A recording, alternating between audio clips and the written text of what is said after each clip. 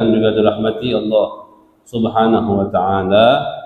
Bersyukur kita kepada Allah Subhanahu wa taala pada malam hari yang mulia ini, di dalam kesempatan yang mulia ini, di tempat yang mulia ini kita dikumpulkan oleh Allah Subhanahu wa taala, tentunya di dalam agenda juga yang mulia, di hari yang mulia, di bulan yang mulia. Alhamdulillah, sebagaimana kita ketahui bersama bahwasannya bulan yang sedang kita berada di dalamnya itu dinamakan dengan bulan Sya'ban, yang mana di bulan Sya'ban sebagaimana yang disabdakan oleh baginda Nabi sallallahu alaihi wasallam, Rajab syahrullah wa Sya'ban syahri wa Ramadan syahrul ummati.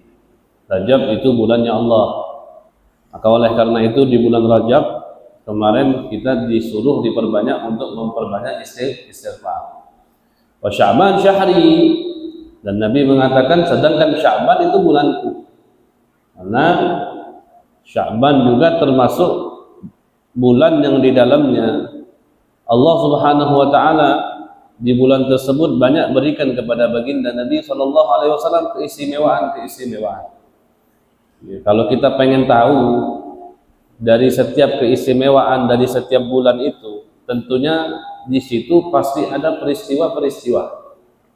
Semakin banyak peristiwa yang mulia, maka semakin bagus itu bulan. Ya, makanya Nabi sallallahu alaihi wasallam, Allah tidak lahirkan Nabi di bulan Ramadan, enggak. Allah enggak lahirkan Nabi di bulan Sya'ban, enggak. Allah enggak lahirkan Nabi di bulan Rajab, enggak.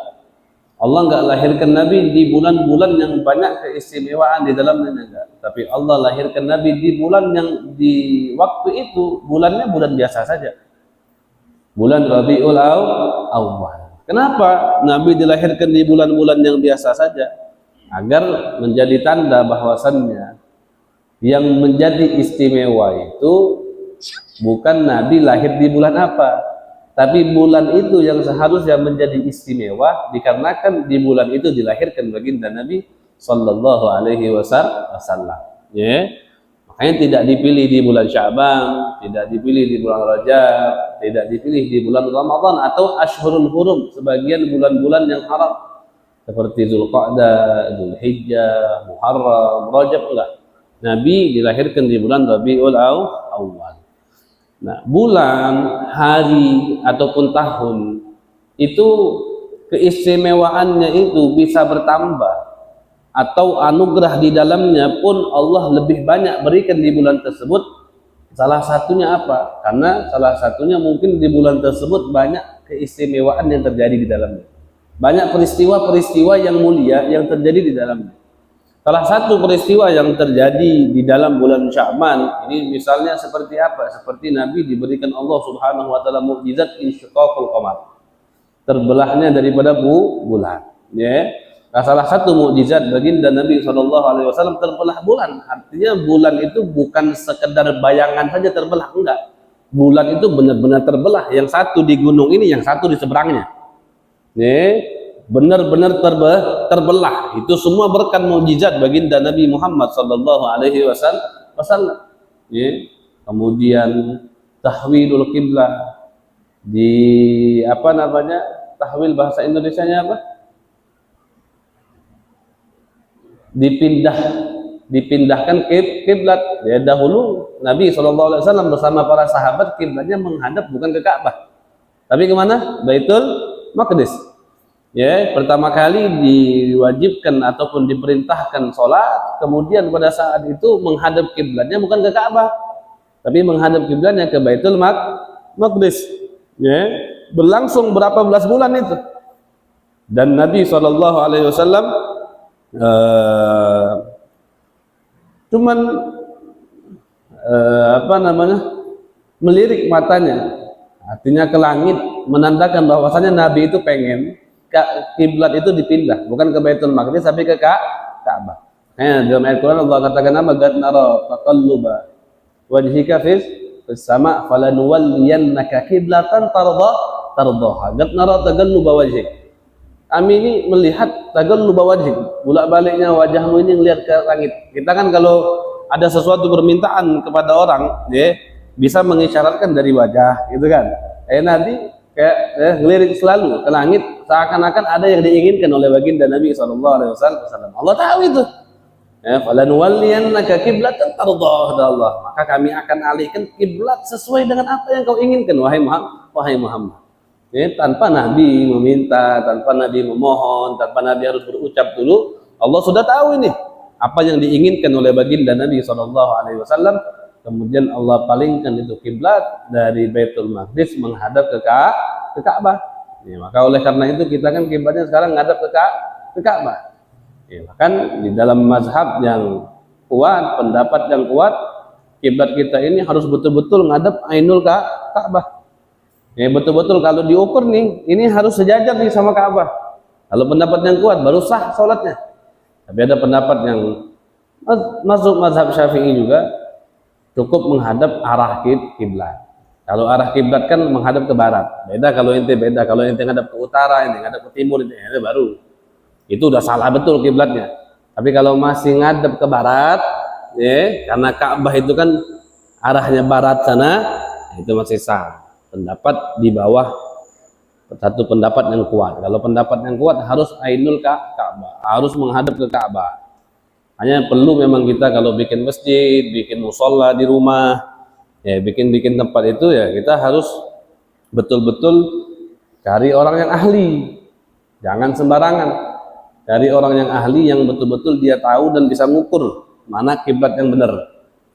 Untuk di rumah, untuk di masjid, untuk di tempat-tempat yang pengen kita jadikan tempat sholat. Jadi banyak kemuliaan ataupun peristiwa-peristiwa yang Allah Subhanahu wa taala turunkan di bulan Sya'ban. Maka bulan Sya'ban ini menjadi bulan yang istimewa. Salah satunya juga di bulan Sya'ban ini Allah Subhanahu wa taala turunkan ayat yang memerintahkan kepada kita untuk bersalawat kepada baginda Nabi sallallahu alaihi wasallam. Ya ayyuhalladzina amanu sallu alaihi wa sallimu taslima. Innallaha wa malaikatahu yusalluna 'alan nabi. Ya ayyuhalladzina amanu sallu alaihi wa sallimu taslima. Ini ayat turun yang Allah memerintahkan kepada kita untuk bersalawat kepada Nabi, turunnya juga di bulan Sya'ban. Di bulan Sya'ban ini kita diperintahkan untuk memperbanyak bersalawat kepada baginda Nabi Muhammad sallallahu alaihi wasallam. Sebagaimana di bulan Rajab kita sudah memperbanyak istighfar, di bulan Sya'ban kita memperbanyak salawat, kelak nanti di bulan Ramadan kita memperbanyak membaca daripada Al-Qur'an sebanyak mungkin. Kata Sayyidina Utsman ibn Affan, beliau mengatakan, "Lau tahurat qulubuna ma syabi'at min tilawatil Qur'an." Kalau hati kita bersih ini, kita nggak bakal kenyang baca Quran, nggak bakal kenyang. Artinya pengen baca terus. Gimana orang kalau lapar? Pengen makan terus. Orang kalau lapar pengen makan terus. Ya, begitu pun juga. Kalau hati kita bersih, kita nggak bakal kenyang. Makan baca sejus nggak kenyang, nak makan lagi, nak baca lagi. Baca 2 juz nggak kenyang, mau baca lagi. Baca 3 juz nggak kenyang, mau baca lagi. Hanya Al-Habib Ahmad bin Hasan Al-Attas, beliau mengatakan, kuntu fi ayyamil mujahadah, aku di waktu lagi sungguh-sungguh, artinya di waktu dia lagi memang sungguh-sungguh untuk menuntut ilmu, untuk beribadah, untuk mendapatkan ridha Allah, untuk mendapatkan nadrah dari Allah, itu aku jadikan malam siang, aku jadikan siang jadi malam. Artinya udah waktu itu udah nggak tahu lagi dia. Waktu itu udah nggak tahu lagi, yang mana siang dia nggak tahu, yang mana malam dia nggak tahu.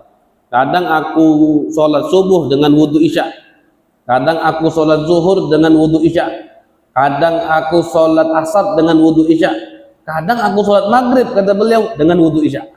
Sholat maghrib kadang dengan wudhu isya. Bayangin, berarti berapa? Mungkin 22 jam dia nggak batal wudhunya dia. Sholat maghrib dengan wudhu isya. Orang kan namanya sholat maghrib dulu baru isya kan. Kalau dia bilang aku sholat isya, sholat maghrib dengan wudhu isya, artinya isyanya yang semalam, maghribnya yang sekarang. nggak batal wudunya. Ya, wudunya nggak batal. Ya, dan dia membaca di sholat duha, dia membaca daripada seperempat atau setengah daripada Al-Quran. Dia baca. Ada orang bilang, ya Habib, ini bukan orang biasa udah. Antum ini bukan orang biasa. Ini apa yang antum lakuin ini, itu udah di luar nalar orang udah. Ya, yang antum lakuin udah di luar orang. Kata beliau, enggak, ini biasa. Ini bab ta'awudul lisan. Ini bab kita membiasakan lisan. Anak kayak gini bukan karena anak ini spesial, artinya gitu dia mengatakan bukan anak ini luar biasa, enggak. Anak bisa kayak gini karena anak membiasakan lisan anak. Karena anak membiasakan lisan anak, jadi biasa sudah. Ya, jadi apa kuncinya? Biasa. Kuncinya kita biasakan. Jadi kalau kita pengen banyak sholawatnya, kalau kita pengen banyak istighfarnya, kita pengen baca Al-Qur'annya, ta'awudul lisan. Biasakan lisan kita untuk sholawat, biasakan lisan kita untuk istighfar, biasakan lisan kita untuk membaca Al-Qur'an. Terbiasa jadi. Kalau orang terbiasa sehari sejuz, bakal meningkat lagi dia 2 juz.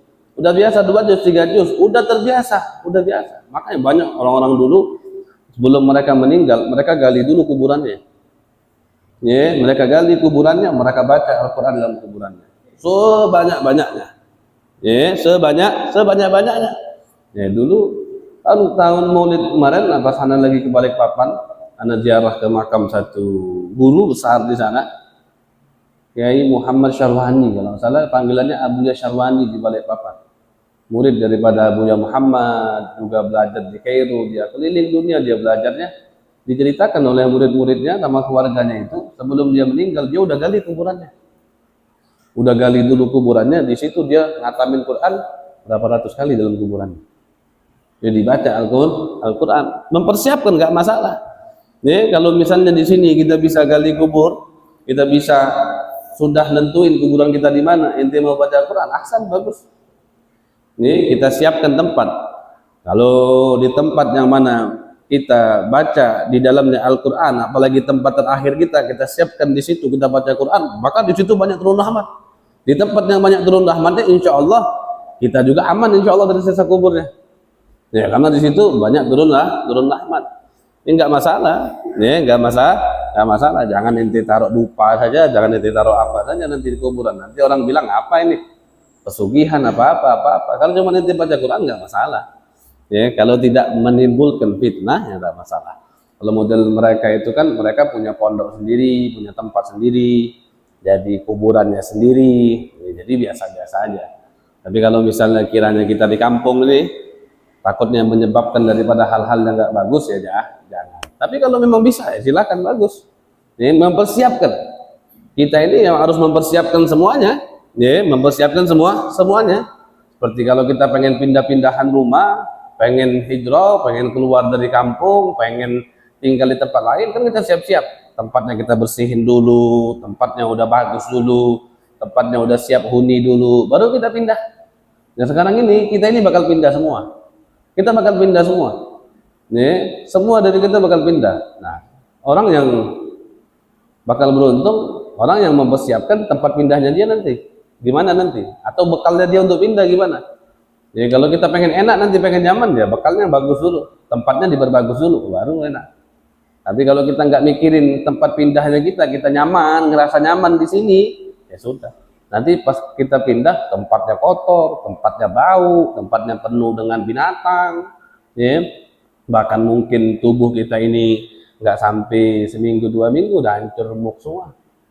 Ya, tapi kalau tempatnya kita bagusin, kita wangikan, kita cat, kita apa tempatnya, ya sudah aman kita, nyaman kita, enak kita. Ya, seperti itu. Hadirin hadirat yang dimuliakan, hadirin yang dimuliakan oleh Allah Subhanahu wa taala. Kita melanjutkan ya daripada pelajaran kita di minggu yang lalu, yang mana kita di minggu yang lalu mempelajari tentang hati, ya. Sebagaimana disebut oleh Al-Imam Al-Ghazali bahwasannya hati ini harus dijaga dikarenakan 5 hal. Yang pertama apa? Firman Allah Subhanahu wa taala, yang mana Allah Subhanahu wa taala berfirman, ya'lamu kha'inatal a'yun wa ma tukhfis sudur. Allah tahu mana mata-mata yang berkhianat dan apa yang disembunyikan dalam hati kita ini semuanya diketahui oleh Allah. Maka dengan ayat ini cukup bagi kita untuk menjaga hati, karena apa yang semua ada di dalam hati ini diketahui oleh Allah. Itu yang pertama. Kemudian yang kedua, Nabi SAW berfirman, Innallaha la yanzuru ila suwarikum wa ajsadikum wa absyarikum wa innama yanzuru ila qulubikum wa a'malikum.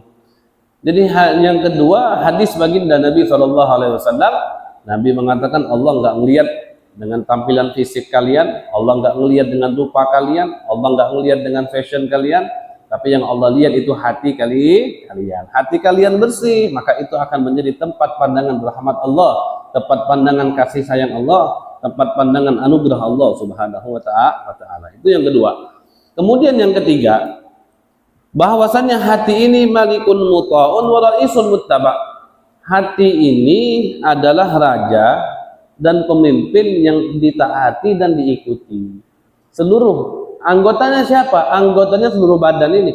Mata, telinga, mulut, tangan, dari jemari, kaki, kemaluan, itu semua adalah anggota daripada hati. Mereka mengikuti apapun yang diinginkan dan diperintahkan oleh hati, itu akan mereka lakukan. Ya, contohnya tangan ini, kita nggak mungkin menggerakkan tangan kecuali hati kita dulu yang ingin. Kalau hati kita ingin gerak, tangannya pasti bergerak. Tapi kalau hati kita nggak ingin bergerak, dia nggak bakal bergerak. Maka oleh karena itu, hati ini harus dijaga. Kenapa? Karena dia pecongnya, dia pemimpinnya, dia rajanya. Nah, raja ini harus dijaga. Jadi, kalau rajanya nggak dijaga, maka anggota badannya tidak ngikut. Ya, seperti itu. Kemudian yang keempat, annal qalba khizanatu kulli jawharin nafisin lil abdi wa kulli ma'nan khatid. Hati ini adalah tempat penyimpanan setiap mutiara yang bagus, yang indah, yang istimewa, dan setiap sesuatu yang berharga itu tempat nyimpannya di hati. Ya, karena hati adalah tempat penyimpanan sesuatu hal yang berharga, maka hati ini harus kita jaga. Sama seperti kita bawa dompet. Dompet kita taruh KTP, kita taruh ATM, kita taruh SIM, kita taruh STNK, kita taruh uang di situ. Bagaimana? Apakah orang itu kalau punya dompet dia taruh di depannya saja, atau dia sembarangan taruh di depan orang ramai? Enggak. Orang kalau punya dompet taruh di kantong sama dia. Kenapa? Karena dompet ini tempat nyimpen barang berharga. Nah, itu hati. Ya, hati. Hati tempat nyimpen barang berharga. Ilmu, makrifah kepada Allah Subhanahu wa taala, akhlak-akhlak yang baik, akhlak-akhlak yang terpuji. Semuanya tempat nyimpennya itu dalam hati. Itu yang keempat. Udah kita bahas semua ini. Nah, kemudian yang terakhir, yang kelima. Al-Imam Al-Ghazali di sini beliau mengatakan al-aslul khamis. Alasan yang kelima ini, kenapa hati harus dijaga, kata beliau. Beliau mengatakan anni ta'ammaltu halahu fawajadtu lahu khamsata ahwalin lasat li ghairihi min a'dha'i ibni Adam. Kata Imam Al-Ghazali, di sini aku memikirkan keadaannya hati. Ketika aku memikirkan keadaannya hati ini, maka aku menemukan hati ini mempunyai 5 keadaan. Yang mana 5 keadaan ini tidak ada di dalam anggota-anggota yang lain. 5 keadaan ini nggak ada di mata, nggak ada di telinga, nggak ada di mulut, nggak ada di tangan, nggak ada di kaki, nggak ada di kemaluan, nggak ada. 5 keadaan ini hanya ada dalam hati. Nah, apa itu 5 keadaan? Disebutkan oleh beliau. Beliau mengatakan annal aduwa ghasidun ilaihi muqbilun alaih mulazimun lah. Hati ini adalah pusat tujuannya musuh. Musuh itu yang dituju sama dia bukan tangan kita, bukan. Yang dituju sama dia bukan kaki. Yang dituju sama dia bukan mata. Tapi yang dituju oleh musuh kita itu hati. Musuh itu siapa maksudnya? Syaitan. Jadi yang dituju sama syaitan bukan tangan kita, enggak. Syaitan enggak tuju tangan kita, enggak tuju mata kita, enggak tuju telinga kita, kaki atau kemaluan, enggak. Tapi yang dituju dan dipusatkan perhatiannya oleh syaitan dan sampai tidak dilepas. Ghairu munfakin an. Syaitan itu enggak bakal lepas dengan hati. Ini benar-benar dituju sama dia, dipusatkan perhatiannya. Jadi perhatiannya full itu hanya ada di dalam hati kita. fa inna syaitana jathimun ala qalbi ibni adamil aisar. Ya, maka sesungguhnya syaitan itu jasim itu bertengger, itu udah tempat nongkrongnya, tempat duduknya, tempat santainya syaitan itu di hati sebelah kirinya kita. Itu tempatnya syaitan. Akan kita pelajari kemarin. Allah Subhanahu wa taala ketika lahir daripada anak Adam, Allah letakkan malaikat di sebelah hati kanannya. Kemudian syaitan terletak di sebelah hati kiri kita. Ya. Ada hadis ma baina asabi'ir rahman. Jadi hati ini ibaratnya di antara jari jemarinya Allah. Bukan artinya kita mengatakan Allah punya jari jemari, enggak, tapi karena cepatnya hati ini berbulak-balik. Karena di situ ada malaikat, di situ ada syaitan, yang mana itu semua nanti diikuti dengan hawa nafsu nanti. Ya, maka saking cepatnya hati berbulak-balik seperti kita membulak-balikkan tangan. Ya, kita bulak-balikkan kedua tangan ini mudah.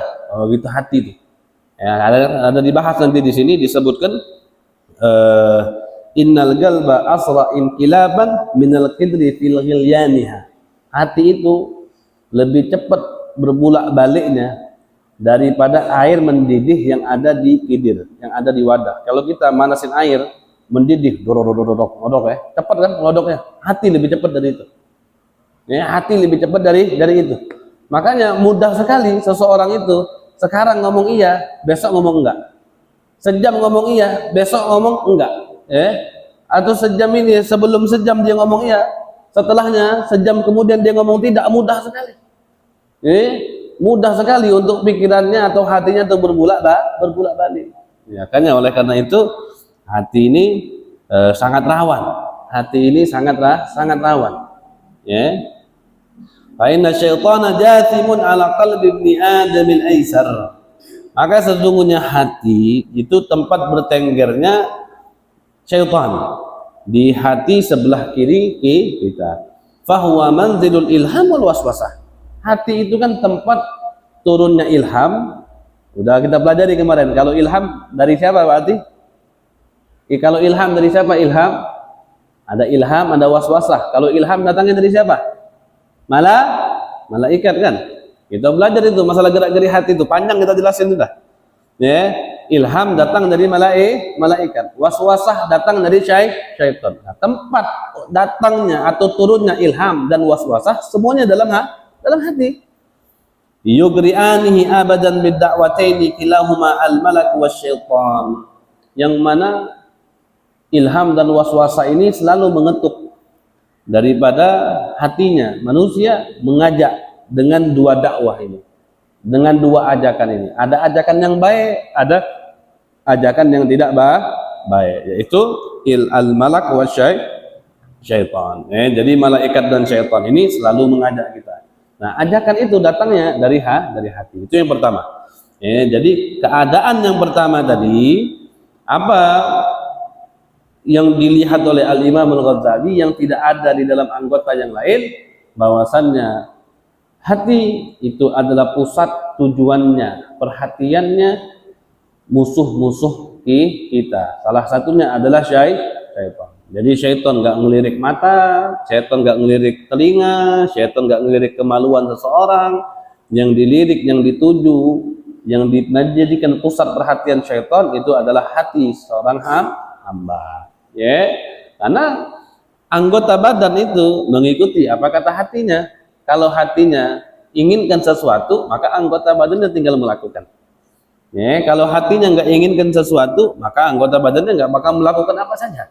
Maka seperti itu. Watsani, kemudian yang kedua, apa keadaan kedua yang ada di dalam hati tidak ada di dalam tempat lain? Annasyughla lahu aktsar. Bahwasannya kesibukan yang ada di dalam hati ini lebih banyak daripada kesibukan yang ada di dalam anggota-anggota yang lain. Fa innal hawa wal aqla kilahuma fi. Kesibukan apa sih yang sampai hati ini begitu sibuk dan tidak bisa disaingi dengan anggota-anggota yang lain? Apa kata beliau? Hawa nafsu dan akal ataupun ilmunya seseorang itu semuanya ada dalam hati kita. Nih, al-hawa wal aql hawa dan akal itu semuanya ada dalam hati. Seakan-akan apa? Seakan fahuwa mu'tarakul askarain. Jadi hati dan hawa hati ini adalah tempat bertempurnya dua askar. Askar itu dua dua gerombolan. Ada yang satu hati, yang satu akal. Jadi tempat tempur, artinya tempat tempur. Di saat hati sama hawa nafsu, akal sama hawa nafsu ini mau perang, tempat tempurnya dalam hati ini. Yang ini nolak, yang ini mau ini, yang ini mau ini, yang ini mau ini. Nah, itu tempatnya dalam hati. Maka lebih sibuk. Hati ini lebih sibuk. Al hawa wa junudihi wal aqli wa junudihi. Hawa nafsu dan tentara-tentaranya, kemudian akal juga tentara-tentaranya, itu semua berada di dalam hati. Hawa nafsu itu ada anggota, akal juga ada anggota. Di sini disebutkan hawa nafsu itu mempunyai 10 anggota. Ada anggotanya, ada prajuritnya. Ada prajuritnya, hawa nafsu ada prajuritnya. Yang pertama disebutkan di sini al-hasad. Apa al-hasad? Dengki. Dan dengki atau iri kepada seseorang. Iri kepada seseorang.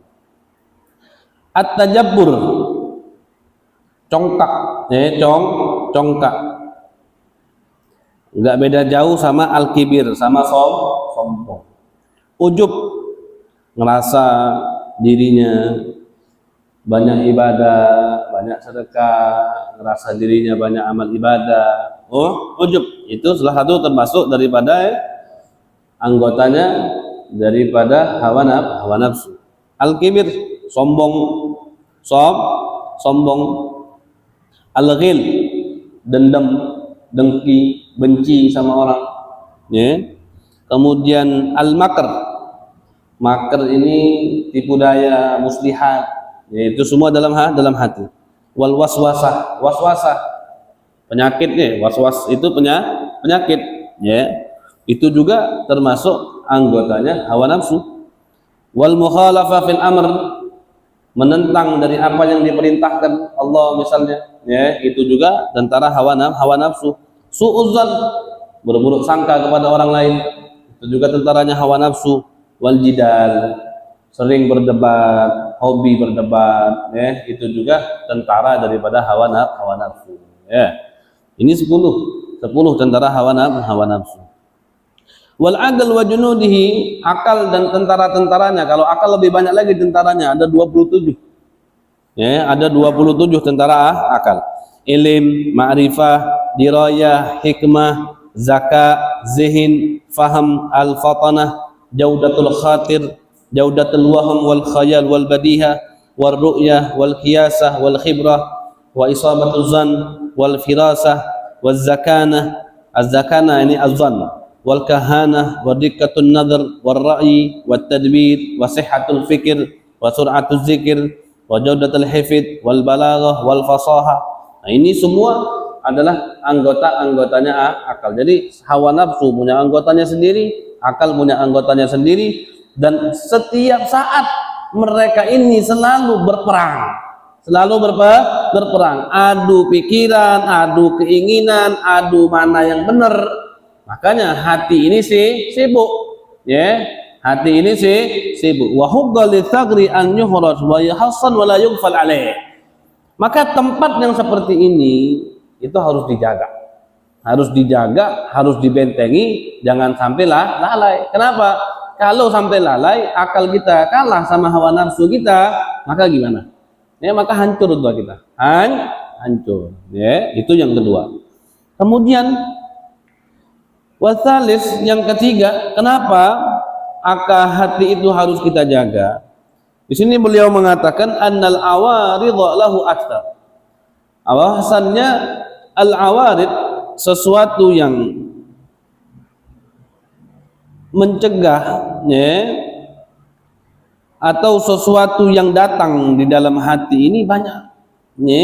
yang mendatang, sesuatu yang datang kepada hati ini banyak. Seperti kalau kita bahas dalam hati kemarin, al-khawatir, gerak-gerik hati kan, gerak-gerik hati banyak tuh. Ada gerak-gerik hati dari malaikat, ada gerak-gerik hati dari syaitan, ada gerak-gerik hati dari hawa nafsu, ada gerak-gerik hati yang datang dari Allah Subhanahu wa taala. Maka beliau mengatakan fa innal khawatir lahu kasiham. Jadi gerak-gerik hati itu seperti anak panah yang menghujani setiap saat menghujani hati. Ya, setiap saat menghujani hati. Kalau di dalam bahasa lain, di dalam hati itu atau keinginan seseorang itu ada pembahasannya. Ada namanya disebut dengan khatir.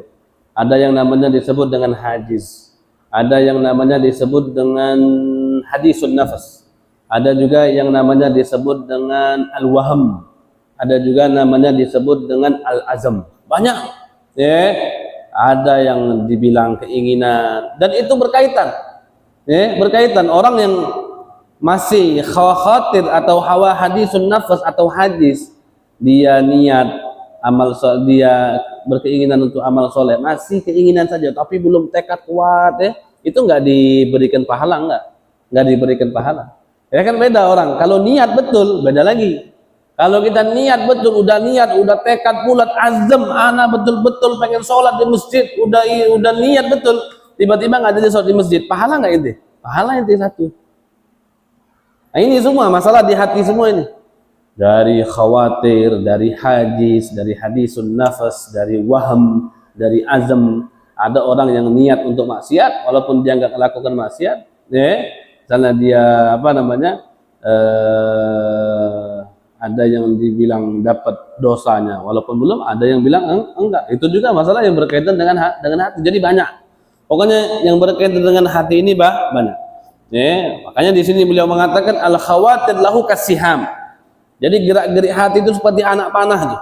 La tazalu tagfi, selalu dia mengincar hati, selalu dia menargetkan hati, selalu dia ada di dalam hati seseorang. Kalmat seperti hujan, la tazalu tamtur alaihi lailan wa naharan la tanqati'an. Seperti hujan yang selalu menghujani dia malam siang, enggak putus-putus sama sekali. Wala anta taqdiru ala man'iha fatamtani. Dan kita ini kalau hujan, ada enggak yang bisa mencegah jangan sampai hujan, enggak bisa. Enggak bisa. Ya begitu pun juga hati itu. Gerak-gerik hati itu akan selalu datang tuh. Nggak bisa kita cegah, nggak bisa. Itu jangan datang, itu jangan terbesit, itu jangan buat anak pikir ini, nggak bisa. Selalu ada. Sama seperti hujan. Ya, hujan kita minta jangan hujannya nggak bisa, tetap hujan. Tetap hujan. Mau berhentikan hujan nggak bisa, mau menghalangi hujan juga nggak bisa. Nah itu gerak-gerik hati itu seperti itu. Apa yang dibisikkan atau yang terbesit dalam hati ya seperti itu sudah. Mau kita tolak nggak bisa, ya. Mau kita hentiin juga nggak bisa. Walaysa huwa bimanzilatil ain allati baina jafnain tughammad fatastarih. Hati itu bukan seperti mata. Mata ini yang kalau kita pengen istirahatin tinggal kita pejemin aja. Gitu. Ente pengen istirahat nih, capek ente mata ente, melek kayak gini dulu. Ya sudah menjem ya. Enak kayak gitu. Mata masih bisa dipejemin, hati ya nggak bisa. Ya hati mah nggak bisa. Au takunu fi maudhi'in khalin aw lailil muzlimin fatukfaru yataha, atau kau jadikan kau itu di tempat yang sepi atau di malam yang gelap sehingga mata itu pemandangannya terhambat, artinya enggak terlalu melihat yang terang, ya, atau penglihatannya cuma terbatas. Awil lisan alladhi huwa wara al-haji hijabain. Hati itu enggak seperti lisan, yang mana lisan ini itu di antara dua penutup. Artinya tuh lisan ini di antara al-asnan wasyafatain. Lisan ini kan hajibain itu apa? Yang menutupi, yang dua hal yang menutupi lisan. Gigi sama bibir. Ya. Wa antal qadir ala man'ihi wa taskini. Kau mampu untuk lisanmu mau kau ngomong ya bisa. Ente mau gak ngomong juga bisa kita mengistirahatkan mata bisa, kita mengistirahatkan lisan juga bisa. Tapi hati balil galbu gharadun lil khawatir, tapi hati ini tujuannya gerak-gerik hati. tujuannya semua khawatir, besitan, bisikan, ajakan, itu semua itu tujuannya di dalam hati. La taqdiru ala man'iha wa tahaffuz anha bihal. Kau enggak bakal mampu untuk mencegahnya. Enggak bakal mampu untuk menjaga dari hal itu juga, enggak mampu. Wala hiyatan qati'an ka biwaqtin, dan yang namanya besitan itu enggak bakal terputus darimu sewaktu-waktu, enggak ada. Misalnya sekarang ada, nanti ada, sekarang ini enggak ada. Bakal ada terus. Summan nafsu musari'atun ila tibaiha. Yang bahayanya apa? Hawa nafsu itu cepat sekali untuk mengikuti besitan-besitan yang lewat ini. Jadi besitan itu ada. Besitan itu selalu ada. Tapi yang khawatirnya apa? Hawa nafsu ini selalu cepat untuk ikut. Kalau udah ada besitan ini terdengar oleh hawa nafsu. Hawa nafsu pengen, oh ya sudah, langsung diikuti sama hawa nafsu. Yang baik ya diikutin hawa nafsu yang baik, yang jahat juga diikutin hawa nafsu, jadi jahat. Wal imtina an dzalika fi majhudi taqati amrun syadidun wa mihdatun 'azimah, dan mencegah hal itu mempunyai kesulitan yang sangat besar. Itu bisa dicegah. Hawa nafsu untuk mengikuti bisitan bisa dicegah, tapi pencegahan itu sesuatu hal yang sangat sulit dan perlu usaha yang ekstra. Makanya hati ini harus dijaga. Kemudian yang keempat, anna ilajahu alaika asir, bahwasannya penyembuhan yang ada di dalam hati ini sulit. Hati ini kalau udah rusak, nyembuhinnya susah. Idh huwa ghaibun anka. Kenapa susah? Karena hati ini sesuatu hal yang tidak kasat di mata kita. Yang ada dalam jati diri kita. Bukan ada yang kalau kita cuma ngerasanya kulit kita tergores atau ada luka atau ada apa, kan enak kelihatan. Tapi ini kan sesuatu hal yang tidak kelihatan, makanya untuk menyembuhkannya juga sulit. Fala takadu tash'ur hatta tadubba fihi afa. Terkadang orang nggak ngerasa, sampai-sampai hati itu rusak dan membuat diri kita celaka. Kadang-kadang kita nggak ngerasa nih, kita ini udah mungkin agak sombong, mungkin ria, mungkin dengki, mungkin dendam sama orang atau apa. Kadang-kadang kerusakan yang dalam hati ini kita nggak ngerasa, sampai betul sudah ada kerusakan baru kita sadar. Baru kita sadar, oh kita ini udah rusak nih, wah anak ini udah salah nih, wah di hati anak ini udah kayak gini nih, baru.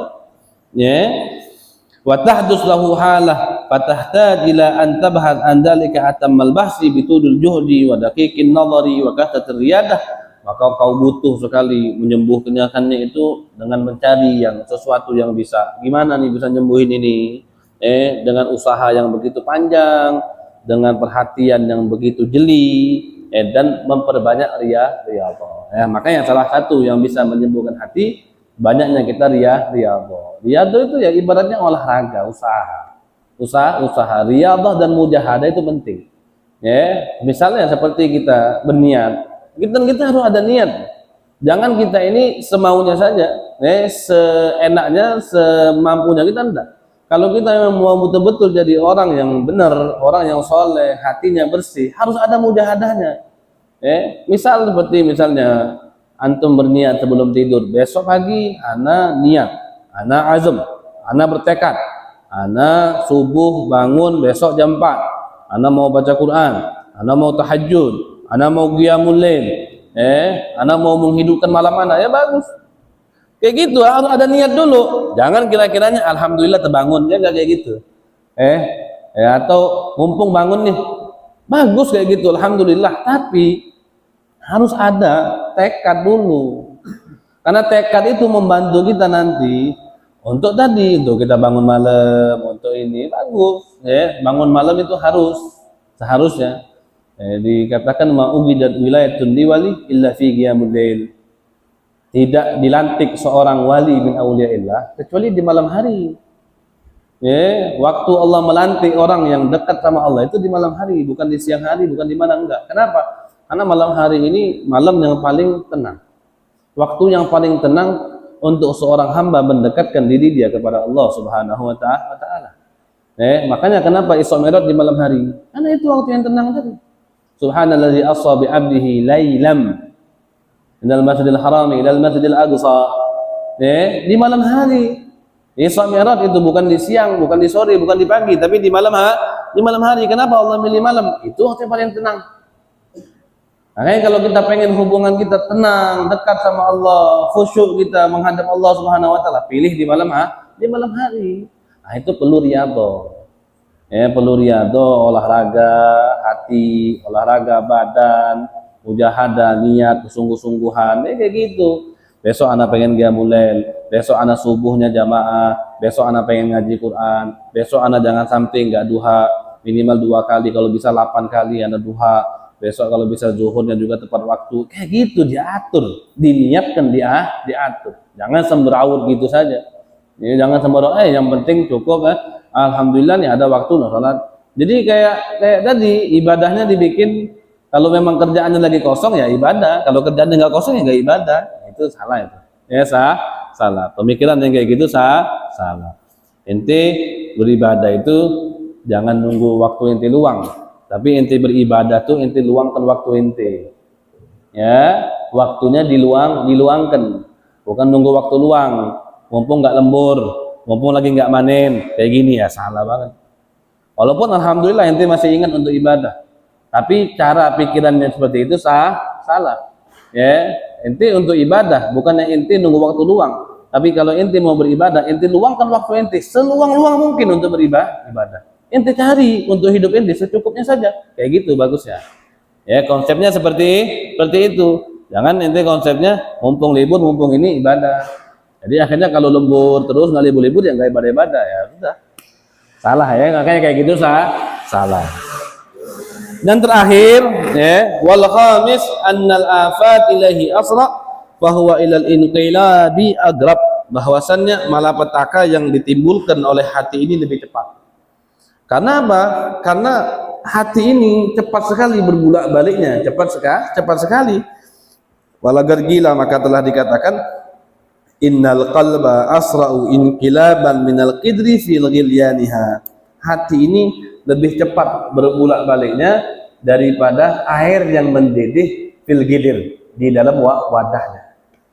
Air yang mendidih dalam wadah itu masih kalah cepat tuh sama bulak baliknya hati.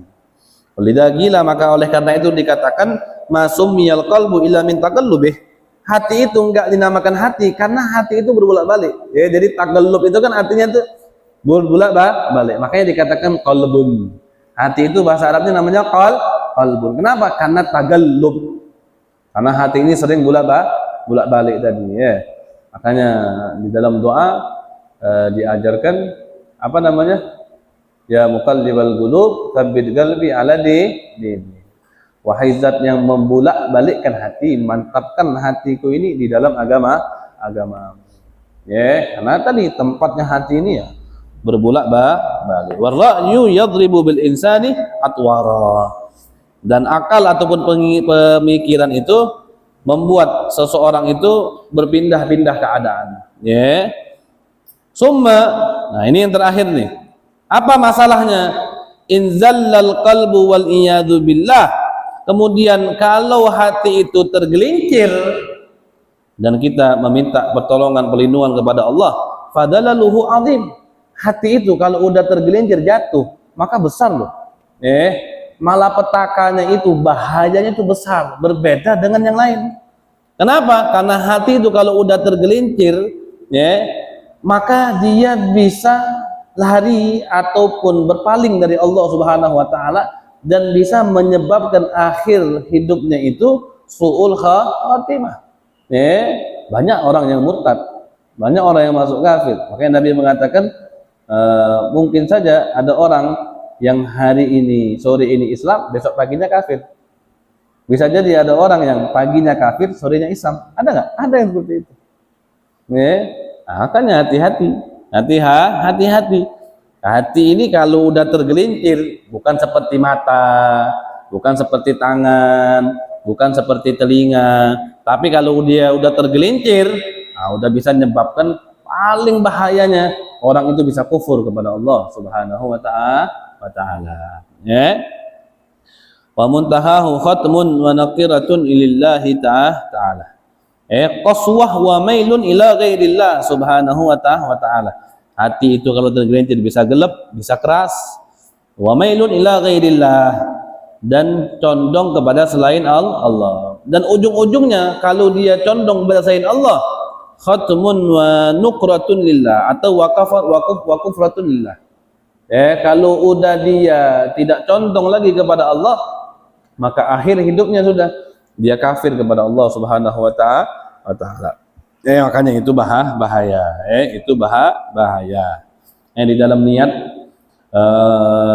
sesuatu hal yang sangat penting di dalam niat itu hati. Hati. Kalau di dalam ibadah itu yang nggak boleh diragu-ragukan atau nggak boleh diniat-niat membatalkan atau memutuskan, itu permasalahan sholat sama permasalahan iman. Hati-hati tuh. Orang kalau niat sholat dia, tapi di pertengahan niat pengen mutusin sholat, Anda pengen batalin sholat, baru niat saja udah batal sholat. Putus langsung. Kalau makanya sholat, masalah niat di dalam sholat, di dalam iman itu permasalahan yang sangat sensitif. Sekali. Ada ibadah yang kebal sama niat, ada haji. Ente mau bilang walaupun ente udah ihram, atau haji atau umrah, udah ihram ini. Kemudian ente bilang ana enggak mau haji, ana batalin haji. Ente melakukan perbuatan yang diharamkan di dalam hajinya enggak bakal batal. Terus tetap. Orang itu kan kalau melakukan hal yang diharamkan bayar dam dia. Enggak gitu bayar dam, enggak batal hajinya. Atau dia mau ana mau mutusin haji dah, ana enggak mau haji, ana mau balik. Enggak, dia tetap harus. Haji itu ibadah yang kebal. Ada ibadah yang tengah-tengah, kayak puasa. Kalau ente niat ana pengen mutusin dah, ana enggak pengen puasa lah. Udah di tengah hari nih, ente bilang ana enggak mau puasa. Tapi ente enggak makan, ente enggak minum, enggak batal puasanya. Enggak batal.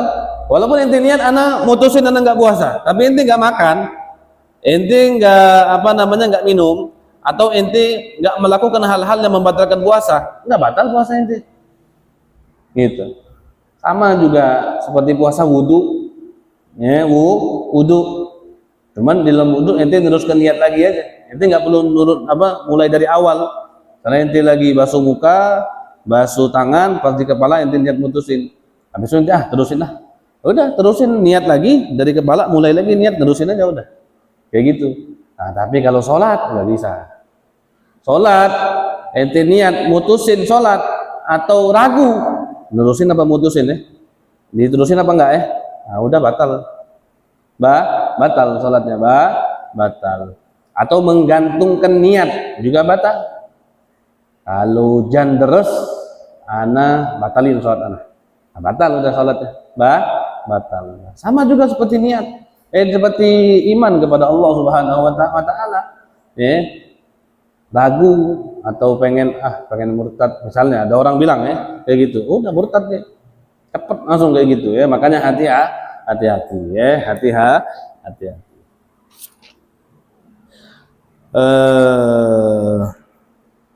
Awana wa nuqratun lillahi ta'ala. Nah, kita habisin dikit sini. Amma tasma'u qaulahu ta'ala, apakah kau tidak dengar firman Allah Subhanahu wa ta'ala? Allah Subhanahu wa ta'ala berfirman, aba wastakbara wa kana minal kafirin. Tentang syaitan ini, aba, mereka tidak mau, mereka enggan, wastakbara, dan mereka sombong, wa kana minal kafirin. Dari keengganan mereka itu dan dari kesombongan mereka itu, apa yang menyebabkan akhirnya kafirin? Mereka digolong orang-orang yang kafir kepada Allah Subhanahu wa ta'ala. Sebabnya apa? Sebabnya sombong tadi. Sombong letaknya di mana? Dalam hati. Nihayahnya itu yang bahaya itu. Puncaknya itu, akhirnya itu yang bahaya. Kafir dia. Kafir. Fakanal kibru biqalbi. Maka kesombongan itu ada dalam hatinya. Fahamalahu alal ibah wal kufri bidhahirih. Maka dengan kesombongan itu membawa dia kepada penolakan dia kepada Allah dan kekufuran dia kepada Allah Subhanahu wa ta'ala. Amma tasma'u qaulahu ta'ala, apakah kau tidak mendengar firman Allah? Walakinnahu akhlada ilal ardi wattaba'a hawa. Allah menceritakan tentang Bal'am bin Ba'ura. Kenapa dia? Tetapi dia akhlada ilal ard. Dia lebih memilih hidup abadi di dunia. Apa yang menyebabkan dia ittaba'a hawa? Kenapa dia pengen ittaba'a hawa? Karena dia mengikuti daripada hawa nafsunya. Ya, fakanal mailu wattiba'ul hawa biqalbih. Maka condongnya dia wattiba'ul hawa dan mengikuti nafsu itu, semuanya itu ada di dalam hatinya. Fahamalahu dzalika 'ala dzanbil masy'um bi nafsihi. Maka itu semua membawa dia kepada zanab, dosa yang tercela dengan sendirinya. Amma tasma'u qawlahu ta'ala wa nuqallibu afidatahum wa absarahum kama lam yu'minu bihi awwala marrah wa nadaruhum fi tughyanihim ya'mahun. Wa li hadzal ma'na ayyuhar rajul khafa ibadullahi ta'ala al-khawas ala qulubihim wa bakau 'alaiha wa sarafu inayatuhum ilaiha. Qala Allah ta'ala fi wasfihim yakhafuna yawman tataqallabu fihi al-qulubu wal absar. Ja'alana Allah wa iyyakum minal mu'tabirina bil 'ibar al-muhtammina bi mawadi'il khatar al-muwaffiqina li islahi qulubihim li husnin nadhari innahu arhamur rahimin. Maka dengan artian yang seperti ini, maka orang-orang yang khawas, hamba-hamba Allah yang khusus, mereka takut dan mereka menangisi dan mereka memalingkan atau pusat perhatian mereka itu semuanya tertuju di dalam hati, ya. Dan karena juga mereka, maka Allah Subhanahu wa taala mencerminkan dalam sifat mereka ini, yakhafuna yauman tataghallabu fihi al-qulub wal absar. Orang-orang khawas itu apa? Mereka takut di hari yang mana di hari tersebut mata dan hati seseorang itu dibulak-balikkan oleh Allah Subhanahu wa taala. Nah, ini yang ditakut oleh orang-orang khawas. Orang-orang khawas saja yang dekat dengan Allah aja takut dengan masalah hati. Makanya mereka betul-betul menjaga hati. Maka oleh karena itu kita juga, apalagi kita harus memusatkan perhatian kita ke dalam hati kita. Orang seperti iblis saja yang pintar, iblis itu pintar. Kita tahu semua iblis itu pintar. Tapi tadi karena sombongnya dia, maka dia tergelincir dan kufur kepada Allah Subhanahu wa taala. Bal'am bin Ba'ura pintar, ubad, dekat dengan Allah, ayah min ayatillah, salah satu tanda kebesaran Allah. Kedudukannya tinggi sisi Allah dulu. Tapi karena dia ngikutin hawa nafsunya, ingin dihormatin oleh orangnya, dipuji oleh orangnya, maka dia ingin abadi itu, maka dia mendapatkan dosa yang besar. Itu semua tuh orang-orang besar semua ini. Orang-orang besar semua, pilihan semua, tapi dikarenakan ada permasalahan di dalam hatinya, maka menggeret dia ke dalam keadaan su'ul khatimah, bahkan bisa menyebabkan orang tersebut kufur kepada Allah Subhanahu wa taala.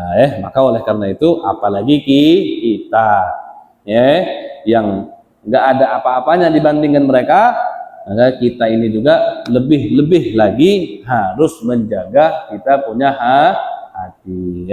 Mungkin ini saja yang dapat kita sampaikan pada malam hari ini. Insya Allah nanti kita lanjutkan lagi di pertemuan kita yang akan datang. Sebelum kita tutup,